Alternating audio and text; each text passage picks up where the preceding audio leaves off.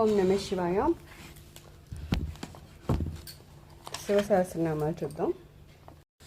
భూతచారి అంటున్నారు, అంటే భూతములతో తిరుగువాడు, భూతముల యందు సంచరించువాడు. భూతములు అంటే ఇక్కడ ఏదో దెయ్యం భూతం అనే కాదు కదా, జీవరాశులను కూడా భూతాలు అంటారు, పంచభూతాలు అంటారు. సో అన్నిటిలో ఎవరుంటారు అంటే ఆ భగవంతుడే ఉంటాడు కదా, వాళ్ళ ఎందే సంచరించువాడు అంటున్నాడు. మనలోని శ్వాస రూపంలో ఎవరు సంచరిస్తున్నారు? భగవంతుడే కదా. ఇలా పైకి కిందికి మనకి శ్వాసలో సంచరిస్తూ ఉంటారు మనలోనే. అలానే లోకంలో ఏ ప్రాణి తీసుకున్నా సరే అందరిలోనే స్వామివారే ఉన్నారు కదా. ఆ రూపంలో కూడా చరాచర అంటాం. చర అంటే తిరిగేవాళ్ళు, అచర అంటే తిరగకుండా స్థిరంగా ఉండేవాళ్ళు. తిరిగే వాళ్ళల్లో కూడా ఆయనే ఉన్నారు. సో అన్ని రూపాలలో ఆయనే ఉంటున్నారు కాబట్టి, అలాగే ఆ రూపంలో ఉండడమే కాకుండా మళ్ళీ అందులో కూడా ఆయనే సంచరిస్తున్నారు కాబట్టి ఆయన ఏమంటారట? భూతచారి అంటారట. తర్వాత పురంధర అంటే ఇంద్రస్వరూపుడు, 3 పట్టణాలను నశింపచేసినవాడు. త్రిపుర సంహారం అంటాం కదా. 3 పట్టణాల కింద 3 అసురులు ఉంటే వాళ్ళని ఒక లైన్లో ఉంచి సంహరించారు కదా శివుడు. అందుకని ఆయన త్రిపురాసుర సంహారి అని కూడా అంటాము. అలాగే 3 పట్టణాలని ఆయన నశింపజేశారు ఆ రూపాల్లో ఉన్న రాక్షసుల్ని.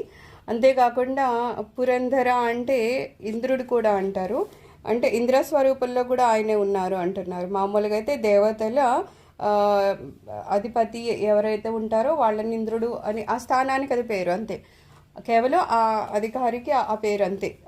సో ఆ రూపంలో కూడా ఎవరు ఉంటారట? శివుడే ఉంటారట. సో పురంధర అనే దానికి ఇంద్రుడికి కూడా ఈయనే అని చెప్తున్నారు. తర్వాత నిశాచర అంటే రాత్రులందు తిరిగేవాడు, రాక్షస స్వరూపుడు. నిశాచరం అంటే రాత్రులు ఎందు తిరిగేది కదా. సో పగలు తిరిగే వాళ్ళే భగవంతుడా అంటే అలా కాదు. రాత్రి కూడా కొన్ని జీవులు ఉన్నాయి కదా, అవి కేవలం రాత్రులు మాత్రమే తిరుగుతూ ఉంటాయి, పగలవి తిరగవు. సో అలా కూడా ఒక ఆ రూపాల్లో ఉన్న వాళ్ళు ఎవరున్నారంటే అది కూడా భగవంతుడే. అలాగే రాక్షస స్వరూపుడు అంటున్నారు. దేవతలని మనకు తెలుసు, సుర అసుర అంటాము. సురులు సరే, మరి అసురులు ఎవరు అంటే అది కూడా ఈయన నుంచి వచ్చిన వాళ్ళే. అదే చెప్పుకున్నాం కదా, ఇంకా కేవలం పాజిటివ్గా ఉన్నవే మాత్రమే భగవంతుడు అనుకోవడానికి ఏమీ లేదు. దేవతలు భగవంతుడైతే రాక్షసులు కూడా భగవంతుడి నుంచి వచ్చిన వారే, వివిధ రూపాల్లో వచ్చారు తప్పితే వాళ్ళు వేరేగా ఏం సృష్టించబడలేదు. వాళ్ళు వేరేగా ఉంటే అప్పుడు మళ్ళీ శివునికి ఈక్వల్ అవడమో లేకపోతే ఆయన్ని ఓడించగలగడమో ఏదో చేయగలుగుతారు. కానీ వచ్చింది ఆ భగవంతుడి నుంచే కాబట్టి వాళ్ళకి అంత సత్తా లేదు. కానీ వాళ్ళకున్న అహంకారం అవని, కాసింత ఎక్కువ వాళ్ళకి వరప్రభావాలు అవని వాళ్ళు అలా అనుకుంటారనమాట. మేము దేవుణ్ణి కూడా జయించగలం అని అనుకొని యుద్ధానికి వస్తూ ఉంటారే తప్పితే నిజంగా వాళ్ళకి అలాగా అంత శక్తి ఉందా, లేకపోతే వాళ్ళు భగవంతుడు కాకుండా ఏమన్నా వచ్చారు ఎక్కడి నుంచి అంటే అలా ఏం లేదు, వీళ్ళ నుంచే వచ్చారు కాబట్టి భగవంతుడు అంత ఈజీగా రాక్షస సంహారం చేస్తూ ఉంటారనమాట. అందుకని ఏమంటున్నారు? రాక్షస రూపంలో కూడా ఈయనే ఉంటారట. ప్రేతచారి ప్రేత రూపమున ప్రేతములతో తిరుగువాడు, ప్రేత రూపంలోనూ ఈయనే ఉంటారట. ఎలాగైతే ఒక మనకి ఊపిరి ఆడుతున్నంతసేపు ఆ రూపంలో స్వామివారు ఉన్నారు, అలా అని ఒకవేళ ఆ ఊపిరి ఆగిపోయింది, ఆ శరీరం అలా ఉందంటే ఆ తర్వాత ప్రేతంగా తయారైపోతే అక్కడ ఇంకోటి ఎవరు అంటే అది కూడా కాదట. అప్పుడు కూడా మనకి ఈ శరీరం అనేది లేకపోయినా సరే, ఒక ప్రేత రూపంలో తిరుగుతున్నా సరే ఆ రూపంలో కూడా ఆ స్వామివారే ఉంటారట. ఇంకోటి ఏమంటున్నారు? ప్రేతాలతో ఆయన తిరుగుతూ ఉంటారట. ఆయన వెనకాతల భూత ప్రేతాలు అన్నీ తిరుగుతూ ఉంటాయి. ఆయన శ్మశానంలో ఉంటూ ఉంటారు. శ్మశానంలో అందరు దేవుళ్ళు ఉంటారో ఉండరు, కేవలం శివుడు మాత్రమే ఉంటారు. సో ఆ రూపంలో కూడా ఆయన అక్కడ ఉంటూ ఉంటారనమాట. ఇంకా శుభం అశుభం అనేది ఆయనకి సంబంధం లేదు. అలాగే చెప్పుకున్నాం కదా, శవభస్మం కూడా శివుడికి మాత్రమే అభిషేకిస్తారు, మిగిలిన దేవతలకు అలా అభిషేకించరు. కానీ ఆ శివుడికి అలా అభిషేకించిన ముందేమో అది ఒక అశుభంగా అనిపించి అంటారు. కానీ ఎప్పుడైతే స్వామివారిని అది తాకుతుందో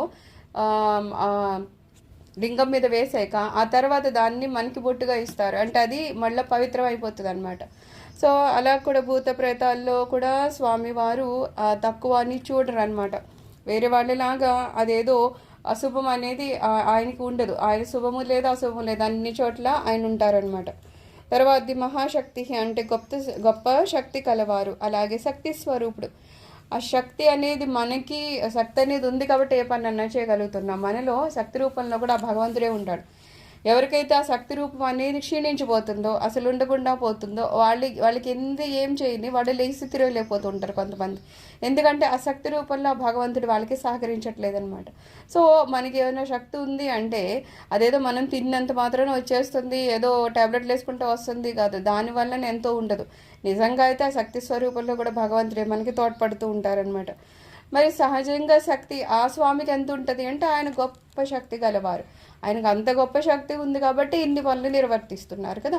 అందరికన్నా గొప్పవారు ఇంత వ్యవహారం నిర్వర్తిస్తున్నారు అంటే ఆయనకు అంత శక్తి ఉంది కాబట్టి ఆయన మహాశక్తివంతుడు అని అంటారు. కాబట్టి ఆయన్ని మహాశక్తి అని అంటామంట. మహాద్యుతి అంటే గొప్ప కాంతి కలవాడు. ఎన్నోసార్లు చెప్పుకున్నాం, కోటి సూర్యుల కాంతి ఉంటుంది ఆయనకి అని చెప్పేసి.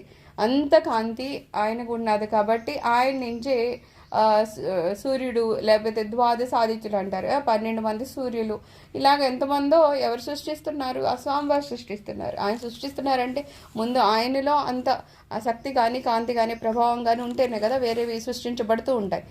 సో ఆ రకంగా చూస్తే స్వామివారికి అంత కాంతి ఉంటుంది. ఇంకొకటి ఏం చెప్పుకోవచ్చు, మనకి ఆ సూర్య రూపంలో కాంతి రూపంలో మన జీవులందరూ జీవించగలుగుతున్నాము అంటే మనకి ఎంత అవసరమో కదా. సూర్యకాంతి అనేది మనకి చాలా అవసరం, అది లేకపోతే మనం జీవించడం చాలా కష్టం. సో ఆ రూపంలో కూడా మనల్ని మన సంచారానికి మనకి అవసరమైనవన్నీ ఇవ్వడానికి ఆ స్వామివారు మనకు తోడ్పడుతున్నారు ఆ రూపంలో. సో అలా కూడా ఆ స్వామివారు గొప్ప కాంతి కలిగిన వారు అని చెప్పుకోవచ్చు అనమాట. అందుకని స్వామిని ఏమంటామంటే మహాద్యుతి అంటామంట. అనిర్దేశ్యపు అంటే ఇట్టిది అని చెప్పరాని శరీరం కలది. నిర్దేశం అంటే పర్టికులర్గా ఇలాగే ఉంటుంది. ఇప్పుడు ఏదో మానవ శరీరం ఉందంటే చెప్తారు, ఇలాగా 2 కాళ్ళు 2 చేతులు ఇలా శరీరం ఉంటుంది అని చెప్పి, మనకి ఏదో ఇలా గుండె ఉంటుంది, ఇలాగా కాలేం ఉంటుంది అని ఒక ఇది ఉంటుంది. దగ్గర అందరు ఇలానే ఉంటారు, దగ్గర కాదు మామూలుగా అందరూ అలాగే ఉండాలి. ఒకవేళ ఎవరికన్నా ఏదన్నా లోపం ఉంటే ఉంటుంది తప్పితే మామూలుగా అయితే మానవ శరీరం అంటే ఇది అని మన నిర్దేశంగా చెప్తాం. మరి అలా అని స్వామివారి శరీరాన్ని కూడా పట్టుకొని స్వామివారి శరీరం ఎలాగే ఉంటుందా అంటే ఉండదు. ఎందుకంటే స్వామివారు ఎప్పుడూ ఉన్నారు, ఆయన నుంచి ఈ పంచభూతాలు అనేవి వచ్చాయి. ఆ పంచభూతాలని కలిపి మన శరీరాల కింద స్వామివారు తయారు చేశారు. అలాగే స్వామివారు ముందే ఉన్నారు, ఆ తర్వాత ఆయన సృష్టి చేశారు. ఆ సృష్టిలోనే ఏవో మనకు కావాల్సిన నదులో చెరువులో గాలో ఇంకోటి అన్నీ వస్తున్నాయి, పొలాలు పండుకోవడం అవుతుంది. ఇవన్నీ చేస్తున్నామంటే అవి తర్వాత సృష్టించబడ్డాయి తప్పితే ఆ స్వామి దానికి సంబంధం లేదు. అందుకని ఆయన ముందే ఉన్నారు కాబట్టి ఆయన శరీరం ఏదన్నా తర్వాత వచ్చిన వాటితో తయారు చేయబడుతుందా అంటే కాదు. ఆయన పంచభూతాలు తయారు చేస్తే ఆ పంచభూతాల వల్ల మన శరీరం తయారైంది. కానీ మరి పంచభూతాలు ఆయన తయారు చేయక ముందే ఆయన శరీరం ఉంది కదా, మరి ఆ శరీరం దేంతో తయారైంది అంటే చెప్పలేరు, ఇది అని ఎవరు చెప్పలేరు. మరి మనకు అందుకే ఏంటి అవతారాలు ఉన్నాయంటే కొన్ని చోట్ల మనకి 2 చేతులు, కొన్ని చోట్ల 4 చేతులు, అట్లా వేరేగా కనిపిస్తున్నాయి. ఎందుకంటే ఋషులు ఎంత అభిమానంగా వాళ్ళు ఏ రకంగా ఆ స్వామిని దర్శించాలనుకుంటారో అలా ఆ స్వామి వారు వాళ్ళకి దర్శనం ఇచ్చేవారే తప్పితే నిజంగా మనలాగా 2 కాళ్ళు 2 చేతులు అట్లా ఉంటాయి అంటే అలా ఏముండదు. అందుకని ఒక శరీరము నిర్దేశవంతంగా ఉన్న శరీరం కాదు కాబట్టి ఆయన ఏమంటామంట అనిర్దేశ్యవపుహు అంటారట. తర్వాతది శ్రీమాన్ అంటారు, అంటే సంపద ఒప్పిదము కలవాడు. ఆయన శ్రీ అంటే సిరి సంపదలు కదా. మనకేమంటారంటే నిజానికి ధనం ఎవరికన్నా కావాలంటే శివుణ్ణి పూజించండి అంటారనమాట. శివ పూజ ఎవరింట్లో ఎక్కువ జరుగుతూ ఉంటుందో ఖచ్చితంగా వాళ్ళ ఇంట్లో ధన సంపాదన ఎక్కువ ఉంటుంది అనమాట. అందుకని ఏమంటున్నారు, ఈయన్ని శ్రీమాన్ అంటారు, అంటే ఆ సిరులకి ఆయన అధికారం అనమాట. సో ఆయన ఎంతో సంపద ఉన్న ఆయన బోలంత నిధి అది ఆయన దగ్గర ఉంటుంది, మనకి ఎంత ఇచ్చినా తరగనంత ఆయన దగ్గర ఉంటుంది. సో అలాగ సంపదలు ఉన్నవారు ఒప్పిదం కలవారు కాబట్టి ఆయన్ని శ్రీమాన్ అని అంటామంట. తర్వాత సర్వాచార్య అంటున్నాము, అంటే అందరికీ అన్నింటి యందునూ ఆచార్యుడు, అన్నింటి యందు ఆచార్యుడంట, సర్వాచార్యుడంట. ఆయన అందరికీ గురువే, అన్నింటి యందునూ గురువే. అంటే ఆయనకి తెలియందేమీ లేదు. నిన్ను చెప్పినట్టు వేదాలు అవని శాస్త్రాలు అవని ఏమైనా అవ్వని ఆయనకి తెలియంది ఏమన్నా అందులో ఉంటుందా అంటే ఏమీ ఉండదు. ఆ జ్ఞానం అంతా ఎక్కడి నుంచో వచ్చింది, ఆ స్వామి నుంచే వచ్చింది. వేదాల రూపంలో అవని శాస్త్రాల రూపంలో అవని ఏదైనా సరే, న్యాయశాస్త్రం అంటున్నారు లేకపోతే వేరే కళలు అంటున్నారు, దేంట్లో తీసుకున్నా అందులో ఏదన్నా నైపుణ్యం ఉంటుందా అంటే ఆ నైపుణ్యం ఆ భగవంతుడికి మించిన ఇంకెవరికన్నా ఉండదు. ఆ తర్వాత ఇంకాస్త నేర్చుకొని కాస్త బాగుంటుంది అని అనడం తప్పితే భగవంతుని కన్నా వీళ్ళు బాగా చేస్తారా, నైపుణ్యం ఉంటుందా, వీళ్ళకి అంతకన్నా జ్ఞానం ఉంటుందా అంటే అనరు. ఎందుకు అంటే ఇవన్నింటిలోనూ భగవంతుడు ఉన్నాడు. ఆయన ఆ రూపాల్లోనూ ఉన్నాడు, ఆ రూపాల్లోనే ఆయన మనకి తెలియబడుతున్నారు. అందుకని ఈయనేమంటారు, ఆచార్యుడు అంటారు. అందరికీ గురువులకే గురువు ఆయన కదా. ఆయన నుంచే ఏదన్నా నేర్చుకొని ఆ తర్వాత వాళ్ళ గురు పరంపరలో నెక్స్ట్ వాళ్ళకి చెప్పుకుంటూ వచ్చారు తప్పితే సహజ సిద్ధంగా ఎవరైనా ఈ ఋషి ఆయన సహజ సిద్ధంగా తెలుసుకున్నారు అని ఏముండదు. ఎవరిని చూసినా ఆయన సహజసిద్ధంగా ఆయనకి జ్ఞానం వచ్చింది, ఆయన చేసేసారని అలా ఏముండదు. వాళ్ళకి ఏదో రూపంలో భగవంతుడు వాళ్ళ మీద అభిమానం చూపించి లేకపోతే వాళ్ళకి ఆ ప్రభావం చూపిస్తే వాళ్ళు ఆ జ్ఞానాన్ని సంపాదించుకున్నాక ఏమైనా కావ్య రూపాల్లో పెట్టుంటారేమో తప్పితే నిజంగా అనేది సహసిద్ధంగా ఏ గురువు ఉండరనమాట. సో అలాగే ఇక్కడ ఏమంటున్నారు, గురువులు ఆ గురువులందరికీ గురువు ఆచార్యుడు ఆయనే కాబట్టి అందరికీ పైన ఉన్నవాడు కాబట్టి ఆయనే సర్వాచార్య అంటామంట. తర్వాతది మనోగతి, మనసు కంటే వేగం కలవాడు. ఆయన ఈ వేగము అని చెప్పాలంటే మామూలుగా కాలం కూడా ఎవరి చేతిలో ఉంది, ఆయనే నిర్దేశించారు. మనం చెప్పుకున్నాం మహాకల్పం కన్నా ఇంకా ఎక్కువ పెద్ద స్పాన్ లేకపోతే ఎక్కువ సమయం ఎవరు అంటే ఆయన. అలాగే వేగంలో తీసుకుంటే వాయు వేగం ఎక్కువ అంటాం, లేకపోతే మనసు యొక్క వేగం ఎక్కువ అంటాం. కానీ దానికి మించిన వేగం ఎవరికి ఉంటుందంటే భగవంతునికి ఉంటుంది. ఎందుకంటే ఆయనకి సృష్టిలో ఎక్కడ ఏం జరుగుతుందో తెలియదా, అన్నీ తెలుసు. అంత మామూలుగా అయితే మన లెక్కల ప్రకారం అది ఎక్కడో ఉంది, ఇది ఎక్కడో ఉంది, ఎన్ని రోజుల్లో పడుతుంది వెళ్ళాలంటే అది ఇది అంట. మరి స్వామికి అలా ఎక్కడో ఎంతో ఉంది అని తెలుసుకోకుండా ఉండగలుగుతున్నారో లేదు. ప్రతి క్షణం ఎక్కడ ఏం జరుగుతుందో అన్నీ స్వామికి అలా తెలుసు. అంటే ఆయన అంత వేగంతో ఉంటుంది అనమాట. ఆయన ఎక్కడికి ఎప్పుడు ఎలా వెళ్ళాలంటే వెళ్తారు. అందుకే మనల్ని ఏమంటారు, నువ్వు త్రికరణ శుద్ధిగా శివ అన్నావంటే ఖచ్చితంగా శివుడు ఇక్కడే ఉంటాడు అంటారు. ఆయన ఎక్కడన్నా ఉండని మామూలుగా మన మనసులోనే ఉంటారు. కానీ ఎప్పుడైతే మనం త్రికరణ శుద్ధిగా అన్నామో ఖచ్చితంగా ఆయన ఆ రూపంలో శబ్ద రూపంలో వచ్చి మన ఎదురుగుండా ఉంటారనమాట. అంత వేగం ఆయనకు ఉంటుంది. సో ఏమంటున్నారు, అన్నింటికన్నా ఎక్కువ వేగం కలవారు కంటే కాబట్టి ఆయన్ని మనోగతి అంటారట. బహుశ్రుతి అంటారు, అంటే అనేక విషయాలను తెలిసినవాడు. ఆయనకి ఇందాక చెప్పినట్టు శృతులు అవన్నీ కూడా ఆయన నుంచి వచ్చాయి. వేదాలు అవన్నీ శృతులు అవన్నీ ఏమన్నా అవన్నీ అవన్నీ ఆయన నుంచి వచ్చాయంటే ఆయన అంత తెలిస్తేనే కదా అవన్నీ ఆయన రాయడం కానీ వాటిని వేరే వాళ్ళకి ఇవ్వడం కానీ జరిగింది, ఉపదేశించడం కానీ జరిగింది. అందుకని మరి ఇంతమందికి ఇన్ని తెలుసు అంటే ఆయనకి ఇంకెంత తెలుసు. ఎవరికైతే ఎక్కువ నాలెడ్జ్ ఉంటుందో వాళ్ళే చెప్పగలుగుతూ ఉంటారు. వాళ్ళకే ఏమీ తెలియకపోతే పక్కన ఏం చెప్తారు. అందుకని ఆయన శృతులు అవి ఎవరైనా చెప్పారు అంటే ఆయనకి ఇంకెంతో తెలిసి ఉంటుంది కాబట్టి కొంత రూపంలో మనకి ఇచ్చారనమాట. ఏదో ఒక కథ కూడా ఉంటుంది. ఒక కథను అంటాడు అనమాట, నేను మొత్తం వేదాల్లో ఉన్నదంతా నేర్చుకోవాలనుకుంటున్నాను, అందుకని నా జీవిత కాలాన్ని ఇంకొంచెం ఎక్కువ ఇవ్వండి అంటే బ్రహ్మదేవుడు అతనికి ఇస్తూ ఉంటాడు. ఇస్తూ ఉంటే ఏదో 2-3 సార్లు ఇంకా అతనికి మళ్ళా ఆయన కాలం పెంచుతూ ఉంటాడు. పెంచుతూ ఉంటే ఆ తర్వాత మళ్ళీ బ్రహ్మ అయిపోయిందయ్యా బాబు నీ సమయం అంటే, లేదండి ఇంకా చదువుతాను, ఒకసారి తెలుసుకోవాలనుకుంటున్నాను నేను వేదం ఎంత చదివాను అని. అప్పుడు ఆయన ఏం చేస్తాడంటే కొండ దగ్గర తీసుకుని వెళ్ళి ఒక గుప్పెడు ఇలా తీసి ఇలా చూపిస్తాడనమాట, ఇంత అయ్యిందయ్యా, ఇంత అవ్వాలంటే ఇంకెంతకాలం నువ్వు బతికుండాలి అని. సో అలాగా ఏదో వేదాలు శృతులు అవన్నీ మనకేమైనా అర్థమవుతాయంటే అలా ఏముండదు. అంత మరి నాలెడ్జ్ ఎవరికి ఉంటుంది, భగవంతుడికే ఉంటుంది. ఆయనకంత జ్ఞానం ఉంది కాబట్టి అందులోంచి కాసింత మహాజ్ఞానవంతులకి ఇస్తే వాళ్ళు అలాగా మనకి కూడా చెప్తారు. అన్నీ కూడా ముందు అయితే కొన్ని వేల శ్లోకాలు ఉండేవంట, వాటిని కుదించి మనకేదో అర్థమయ్యేటట్టు ఇంకా తక్కువ వందల్లోకి ఇంకా కావాలంటే ఇంకో 4 శ్లోకాలు ఏకశ్లోకం అని అట్లా పెట్టారు.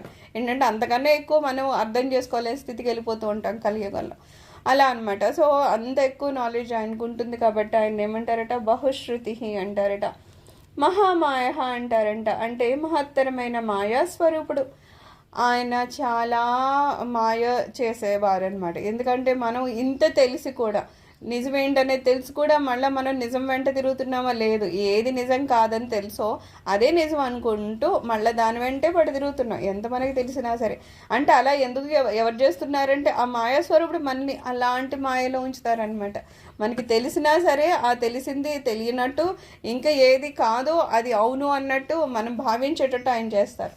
ఎందుకంటే ఆయన నుంచే మాయ అనేది వచ్చింది. మాయ అనేది ఎక్కడి నుంచో రాలేదు కదా, ఆయనే సృష్టించారు. ఆ మాయ అనేది ఉంది కాబట్టి మనమందరూ ఆ మాయ అనేది తెర వెనకాతలు ఉన్నాం కాబట్టి మనకి నిజం అనేది ఏడో తెలియకుండా పోతుంది అనమాట. ఒకవేళ తెలిసినా సరే మళ్ళా మనం వెంటనే మాయలో పడిపోతూ ఉంటాం. కాసేపు అర్థమవుతుంది ఇది కదా నిజము, సో శరీరాన్ని అంతగా పట్టించుకోకూడదు, ఆత్మ నుంచే అంత తెలుసుకోవాలి, అది ఇదని చాలా నేర్చుకుంటాం. మళ్ళీ కాసేపు అయ్యాక అయ్యో ఈ శరీరానికి ఏదో సౌకర్యం లేదు, ఈ శరీరానికి ఏదో కావాలంటే దాన్ని తినిపించాలి, దాన్ని బయట తిప్పాలి అని అనుకుంటాం. ఎందుకు అంత వెంటనే మారిపోద్ది అంటే ఆ మాయ మనల్ని అలా ప్రలోభ పెడుతుంది. ఆ మాయకి అంత పవర్ ఎక్కడి నుంచి వస్తుంది, అంత శక్తి ఎక్కడి నుంచి వస్తుంది అంటే భగవంతుడే ఇచ్చాడు కాబట్టి. మరి ఈ మాయను ఎవరన్నా దాటగలరా అంటే ఆ మాయను సృష్టించింది భగవంతుడు కాబట్టి ఆ భగవంతుడు మాయని దాటగలడు. ఆయన ఒక్కరు మాత్రమే ఆ మాయని తొలగించగలరు అనమాట. అందుకని ఏమంటారు, మాయ కన్నా పైన ఉన్నవాడు ఆయన మహామాయుడు కాబట్టి ఆయన మహామాయ అని అంటామన్నమాట. తర్వాత ఏంటి, నియతాత్మ నియమింపబడిన జీవాత్మలు కలవాడు, నియమితమైన ఆత్మ గలవాడు. ఆయనే కదా అందరిలోనూ అన్ని జీవుల్లోనూ ఆత్మగా ఉంటున్నారు. ఒక్కొక్క జీవిలో ఉన్న ఆత్మని మనం జీవాత్మ అంటూ ఉంటాం. ఇలాగా అందరిలోనూ జీవాత్మగా ఉన్నారు ఆ స్వామి. అలాగే అందులో అన్ని చోట్ల నియమింపబడింది. ఒక దాంట్లో కొంచెం నియమించబడ్డారు అందులో అలాగా వేరేగా. కానీ ఒక అంతా కలిపి ఏమంటాం, మళ్ళీ అందరిలో ఉన్న ఆత్మని ఈ సృష్టి అంతా ఉన్నది మొత్తం కలిపి ఒక ఆత్మ అంటాం. అదేమైంది, నియమితమైంది. దాన్ని మళ్ళా వేరేగా చేయడానికి ఏమి ఉండదు, అదంతా కలిపి ఒకటే ఉంది. కానీ జీవుల్లో కానీ ఇలా వేరే వాటిల్లో కానీ మనకి వేరేగా కనిపిస్తుంది, లేకపోతే వేరేగా స్వామివారు పెట్టుంచారు. ఎందుకంటే అది ఉంటేనే మనకి చైతన్యం ఉంటుంది. అది ఎంతసేపు మనలో ఉంటుందో అంతసేపే మనం కృష్ణారామ అనగలం, అదర్వైజ్ మనం ఇంకేం అనలేని స్థితి వెళ్తుంది. అందుకని మనలో చైతన్య రూపంలో ఎవరు ఉంటున్నారు, స్వామివారే ఆత్మరూపంలో ఉంటున్నారు. జీవుల్లో ఆత్మరూపంలో ఉంది జీవాత్మ అనమాట, అంతటా ఉన్నది ఆత్మ. సో ఈ రెండు రూపాల్లో కూడా ఎవరు ఉన్నారు అంటే ఆ భగవంతుడే ఉన్నారు. సో అన్ని రూపాల్లో ఆయనే ఉన్నారు, అన్ని రూపాల్లో నియమించబడి ఉన్నారు కాబట్టి ఆయన నియత ఆత్మ అంటామంట. తర్వాత ఏంటి, ధ్రువ అంటే స్థిరమైన వాడు, స్థాణురూపుడు. ఆయన స్థిరంగా ఉంటారు. ఎందుకు స్థిరంగా అంటే ఆయన కదులుదామా అంటే కదలడానికి ఇంకా ప్లేస్ ఏమి ఉండదంట, అంతటా ఆయనే వ్యాపించున్నారు. ఒకటేంటి, అంతటా ఆయనే వ్యాపించున్నారు. నేను మనం చెప్పుకున్నట్టు దిక్కుల్ని ఆయన వస్త్రాలుగా ధరించారు అంటే ఇంకెక్కడ ఏమీ లేని స్థితిలోకి, అంటే ఇంకా ఆయన తప్పితే ఇంకాస్త పక్కనే ఉన్న ప్లేస్ ఉందా, కాస్త కదులుదామా అని ఆయన ఏమైనా అనుకుంటే అలాగేమి ఉండదంట, మొత్తం ఆయన ఆక్యుపై చేసి ఉంటారంట. అలాగ అంతటా ఆయన ఆక్యుపై చేసినప్పుడు ఇంకా ఆయన కదలడానికి ఏమీ లేనప్పుడు స్థిరంగానే ఉంటారు కదా. అలాగే స్థాణురూపుడు, స్థాణువై ఉంటారు, ఇంక అక్కడి నుంచి ఏం కదలికలు అనేవి ఏమి లేవు, అలాగే ఉంటారు. అంతలాగా ఉన్న మొత్తం అంతా ఆక్యుపై చేసిన ఆయన కాబట్టి ఆయన మనం ధ్రువ అంటామంట. తర్వాత ఏంటి, ఆ ధ్రువ అస్థిరములైన వాని రూపముల యందును ఉన్నవాడు. మరి ఇప్పుడు ఏంటండి, ఒక చోట స్థిరంగా అన్నారు కదా అంటే స్థిరంగా ఆయనే ఉన్నారు, మళ్ళా అందులోని జీవరాశులు ఉన్నాయి. మనం ఉన్నామంటే కదులుతున్నాం కదా, మనం చోటు ఉంటామో ఉంటాం, అలాగే జీవరాశులు అన్నీ కదులుతున్నాయి. మరి కదిలే వాళ్ళలో స్వామి లేరా అంటే స్వామి కూడా, అందులో కూడా స్వామివారే ఉన్నారు. ఎందుకంటే స్వామివారు సృష్టి చేసినప్పుడు పదార్థం ఎక్కడి నుంచో తీసుకోలేదు, ఆయన నుంచే తీసుకున్నారు. ఆయనే అందరిలోనూ చైతన్య రూపాలుగా ఒక ఆత్మ అనేది పెట్టారు. అలాగే ఆయనే సృష్టించిన పంచభూతాలతో మన శరీరాల్ని తయారు చేశారు. ఆ పంచభూతాల వల్లనే ఆ గాలి ఉండడం వలన, లేకపోతే ఆ నీరు అనేది మన శరీరంలో ఉండడం వల్ల, ఇవన్నీ ఉండడం వల్లనే మనం అలా చైతన్యంగా ఉంటున్నాం.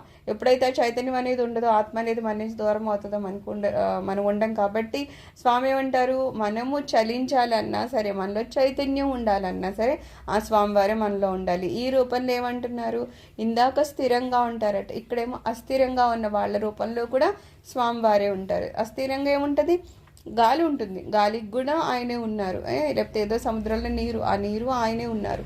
ఇంతేకాకుండా ఇంకొకటి ఏంటి, కాల రూపంలో కూడా ఆయనే ఉన్నారు. మనకంటే వర్తమానం ఇప్పుడు ఈ నిమిషం ఏది ఉందో అది వెళ్ళిపోతే మళ్ళీ మనం వెనక్కి తెచ్చుకోలేం. కానీ స్వామికి అలా లేదు కదా, ఆయనకి ఎప్పుడూ ఒకటే కాలం, ఆయనకేమీ భూత భవిష్యత్తు వర్తమానాలు అట్లా ఏమి ఉండవు, ఎప్పుడూ ఆయన అలానే ఉంటారు. అందుకే నిత్య యవనంగా ఉంటారు. ఆయనకి కాలం యొక్క ప్రభావం ఆయన మీద ఏం పడదు, కాలం యొక్క ప్రభావం మన మీద పడుతుంది. ఎందుకంటే కాలాన్ని కూడా ఆయన తయారు చేశారు తప్పితే ఆయన్ని కాలం తయారు చేయలేదు. సో ఇలాగా అస్థిరంగా ఉన్న ప్రతి దానిలో కూడా ఆ స్వామివారే ఉంటారు. కాబట్టి ఏమంటున్నాము, అధ్రువ అంటామంట. తర్వాతది తేజ అంటే తేజస్వరూపుడు, ఎలా చాలా ప్రభావితమైన లేకపోతే ప్రకాశవంతమైన కాంతి కలిగిన వారు కదా. ఎవరికైతే ఎక్కువ మంచి క్వాలిటీస్ ఉంటాయో వాళ్ళని తేజం ఉంది, వాళ్ళ మొహంలో మంచి తేజస్సు ఉంది అంటారు, లేకపోతే మంచి ప్రభావంగా ఉన్నారు వాళ్ళు అంటారు. అలాగా అమితమైన ప్రకాశవంతుడు లేకపోతే చాలా ప్రభావం కలిగిన వాళ్ళు ఎవరు ఉంటారు? భగవంతుడే ఉంటాడు. సో ఆయన ఖచ్చితంగా అంత తేజస్తోనే ఉన్నారు కాబట్టి ఆయన్ని తేజ అంటారట. ఇక్కడ తేజ అనేది ఒక క్వాలిఫికేషన్ అయితే అది ఆ రూపంలో కూడా ఈయనే ఉంటారు. తేజస్సు ఆయనలో ఉంది సరే, ఆ తేజస్సు అనేదే ఆయన రూపం. ఏదో చూడండి, ధైర్యము అంటే ధైర్యవంతుడు అన్నప్పుడు ధైర్యం అతనికి ఉంది, బాగానే ఉంది, కానీ ఆ ధైర్యం అనేది కూడా ఈయన రూపమే అన్నట్టు ఆయన స్వరూపం కదా. ఈయనకి అన్నీ ఆయన స్వరూపాలు ఆయనలో ఉంటాయి, ఆ స్వరూపం కూడా ఆయనదే. అలా అనమాట. ఇక్కడ తేజస్ అనే స్వరూపం కూడా ఆయనదే అట. సో తేజస్ అని ఏదైనా మనం అంటున్నామంటే అది కూడా ఆయనే కాబట్టి ఆయన్ని తేజ అంటామంట. తర్వాతది తేజోద్యుతిధర అంటే తేజస్సును కాంతిని ధరించిన వాడు. తేజస్సు అనేది ఉంది, ద్యుతి అంటే కాంతి ఉంది. వీటిని అన్నింటిని ధరించి ఉన్నారు ఆయన. చాలా ప్రకాశవంతుడు, ప్రభావం కలిగిన వాడు, కాంతిని కలిగిన వాడు. అంతా ఎవరికైతే మొత్తం అధికారం ఉంటుందో లేకపోతే ఎవరి చేతిలోనే మొత్తం సృష్టి ఉంటుందో ఆయనకి ఇవన్నీ ఉంటాయి కదా. అన్ని క్వాలిఫికేషన్స్ ఉన్నాయి కాబట్టి ఆయన ఇంత సృష్టిని నడిపించగలుగుతూ ఉన్నారు. సో ఇవన్నీ ఆయనలో ఉండేవే. అందుకని ఆయనకి ఏమంటున్నారు? మంచి తేజస్సు, మంచి కాంతిని కలిగి ఉన్నారంట. అందుకని తేజోదితిధర జనక అంటున్నారు. అంటే అందరినీ పుట్టించిన వాడు, అందరికీ తండ్రి, అందరినీ పుట్టించాడు. ఇక్కడ ఏ జీవజంతువు ఉంది అన్నా లేకపోతే బ్రహ్మ, దేవతలు, లేకపోతే ఈ సృష్టిని నడిపిస్తున్నాడు ఎవరున్నారు అన్నా, ఎవరు సృష్టించారు? అది భగవంతుడే సృష్టించాడు. సో ఎవరైతే సృష్టిస్తారో లేకపోతే ఎవరైతే వాళ్ళకి కంటారో వాళ్ళని ఏమంటాము? తండ్రి అని అంటాం కదా. అలాగా ఈ సృష్టిని అంతటినీ ఆయనే సృష్టించారు కాబట్టి ఆయన్ని ఒక రకంగా మనందరికీ తండ్రి అనమాట. అందుకని ఏదో అమ్మలు కన్నా అమ్మ అని అంటాం కదా, ఇలాగా తండ్రిలు అవని లేకపోతే ఎవరైతే ఇక్కడ జనకులు ఎవరున్నారో వాళ్ళందరికన్నా సరే తండ్రి ఎవరు? శివుడే. ఎందుకంటే అందరినీ సృష్టించింది ఆయనే. ఆయనకంటూ సృష్టికర్త ఎవరు లేరు కానీ ఆయన మాత్రం అందరినీ, ఇంకా చీమని లేదు, ఇంకా చిన్న కీటకము అని లేదు, అలా బ్రహ్మ లేదు, ఇంకా పెద్ద దేవతలు లేరు, అందరినీ కూడా ఆయనే సృష్టించారు. సో అందరికీ తండ్రి ఎవరు అంటే ఒకే ఒక్క భగవంతుడు అనమాట. అందుకని ఆయన్ని జనక అంటామంట. మనం మామూలుగా చూడండి, అమ్మ అంటే అమ్మవారు, అయ్యా అంటే అయ్యవారు, అంతే. ఇంకా కొత్తగా మళ్ళీ ఎవరెవరు అయిన ఎవరు అడగరు. క్యాజువల్గా ఎవరన్నా అయ్యా అంటే శివుడు అని మనకు ఆటోమేటిక్గా వచ్చేస్తుంది. ఎందుకంటే మామూలుగా కూడా సహజంగా కూడా అది ఇప్పుడు ఒక అమ్మాయికి ఒక అమ్మ ఉన్నారు అంటే అమ్మని పిలుస్తుంది, వాళ్ళ అమ్మని అమ్మమ్మ అని అట్లా పిలుస్తుంది. కానీ అందరూ ఇక్కడ కూతురు అవని, అమ్మ అని, అమ్మమ్మ అని, ఇంకోళ్ళు అవని, అందరూ అమ్మ అని పిలిచేది మాత్రం మళ్ళీ అమ్మవారిని ఒక్కరిని.